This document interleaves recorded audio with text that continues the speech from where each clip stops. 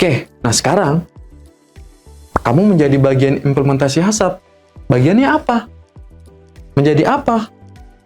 Oke, mungkin bertanya-tanya, apa peran saya dalam implementasi HACCP ini? Terkait operasional HACCP ini? Nah, jawabannya adalah, Anda semua yang menonton video ini adalah KNers yang bekerja di PT Sangyang Perkasa. Tentunya harapannya setelah melihat jabaran tadi terkait bahaya dan risiko, peran kalian yang bisa kalian lakukan adalah mengenali bahaya dan risikonya. Gitu ya. Ketika kalian mengenali, tentunya nanti akan ada upaya-upaya untuk menghilangkan, minimalisir, dan juga menjaga proses produksi yang aman dan baik. Nah, itu udah salah satu implementasi dari program HACCP itu sendiri. Oke, apapun departemennya, apapun bagian Anda, peran Anda adalah memahami bahaya dan resikonya. Nah, mungkin contohnya dalam implementasi hari-hari, bagian HRD membuat agenda-agenda training terkait quality food safety, produksi dan preparasi, itu melakukan pekerjaan operasional yang sesuai dengan SOP, terutama cleaning tentunya, karena aktivitas cleaning itu adalah salah satu dasar dari implementasi PRP untuk meyakinkan bahwa apa yang kita gunakan, peralatan yang kita gunakan, itu layak untuk digunakan atau bersih. Nah, selanjutnya Departemen Maintenance menganalisa kondisi mesin yang kita gunakan, meyakinkan bahwa mesin yang kita gunakan itu tidak akan memberikan dampak negatif ketika digunakan, sehingga terhindar dari potensi kontaminasi. Dan Departemen Quality tentunya menumbuhkan dan menstimulus kepedulian terhadap quality dan food safety tersebut. Nah, oke. Nah, ini mungkin gambarannya terkait implementasi HACCP, gitu ya. Nah, jadi operasional dalam HACCP pada kesempatan kali ini kita tidak akan membicarakan bagaimana cara menyusun dokumen HACCP, tapi lebih ke apa operasionalnya atau penggunaan HACCP itu sendiri. Nah, basicnya yang kita harus ketahui itu ada beberapa istilah gitu ya. Ada GSP atau GHP, ada GMP atau GMP, dan ada HACCP itu sendiri. Nah, GSP itu apa? Itu istilah atau singkatan dari Good Hygiene Practice. Jadi diawali atau didasari dari kebersihan, aktivitas hygiene yang baik. Lalu lingkaran yang ungu menjelaskan bahwa di atasnya itu adalah Good Manufacturing Practice. Nah, itu adalah basic dari PRP, program-program, requisite program untuk mencegah atau menanggulangi bahaya-bahaya yang tadi sudah kita pahami ada di setiap prosesnya. Lalu dilanjutkan oleh HACCP itu sendiri. Jadi bagian lingkaran besarnya itu adalah HACCP. Nah, jadi GHP itu adalah bagian dari GMP, dan GMP itu adalah bagian dari HACCP. Nah, PRP sendiri atau Prerequisite Program itu sebenarnya akan dikembangkan menjadi dua hal, yaitu CCP dan OPRP. Nah, CCP itu Critical Control Point dan OPRP adalah Operational Prerequisite Program. Nah, bedanya apa? Sebenarnya dia sama, mirip. Hanya beda dari timely detection-nya atau kemampuan untuk mendeteksi secara real. Yang kedua, penanggulangan secara nyatanya. Nah, kalau CCP itu bisa pada saat itu juga ditanggulangi risiko itu. Kalau OPRP, penanggulangannya tidak bisa pada saat itu juga.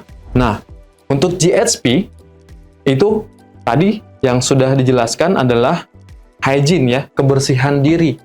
Teman-teman pulang, berangkat ke sini gitu ya, itu pasti mandi kan ya? Nggak mungkin nggak mandi. Kalau nggak mandi kotor, bau gitu ya, pasti malu sama teman-teman. Nah, itu adalah salah satu aktivitas untuk menjaga kebersihan diri agar produk yang kita gunakan atau produk yang kita produksi tidak terkontaminasi oleh dari diri kita sendiri. Nah, cuci tangan, membersihkan kuku, membersihkan rambut, merapikan rambut, menggunakan pakaian yang bersih, itu adalah aktivitas dari GHP. Nah, GMP itu adalah Good Manufacturing Practice yang didasari dari panduan Kodeks 1969. Nah, ini terdiri dari 12 hal. Yang pertama itu terkait konstruksi dan layout bangunan. Nah, diatur sedemikian rupa supaya konstruksi dan bangunan ini menjadi proper atau layak untuk digunakan sebagai tempat proses produksi pangan.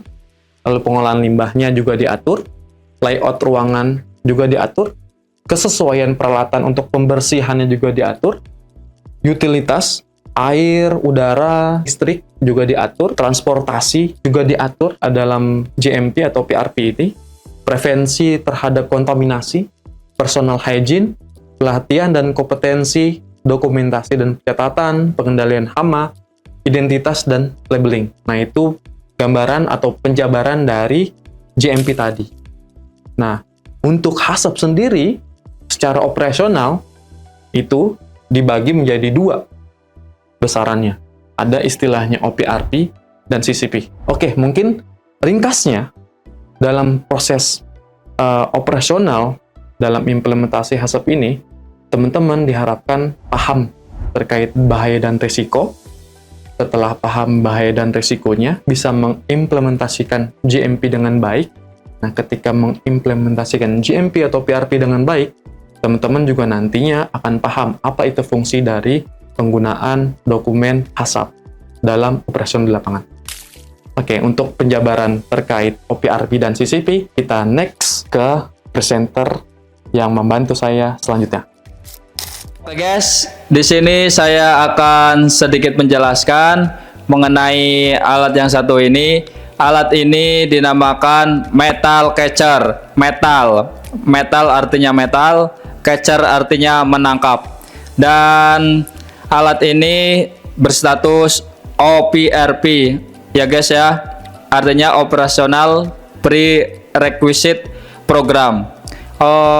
Fungsi dari alat yang satu ini yaitu menangkap kontaminasi fisik berupa metal atau logam. Untuk cara kerja alat ini yaitu ketika produk dari atas turun ke bawah, ketika ada benda asing seperti baut, logam, metal, nanti dia akan tersangkut di alat yang satu ini. Cara pengecekannya itu sangat-sangat mudah, yaitu dilakukan ketika produk itu benar-benar habis atau kosong. Misal kita pergantian produk dari produk vanila ke coklat, nanti kita akan dicek setiap BO, dicek di sini apakah ada metal, benda asing yang menempel di alat yang satu ini.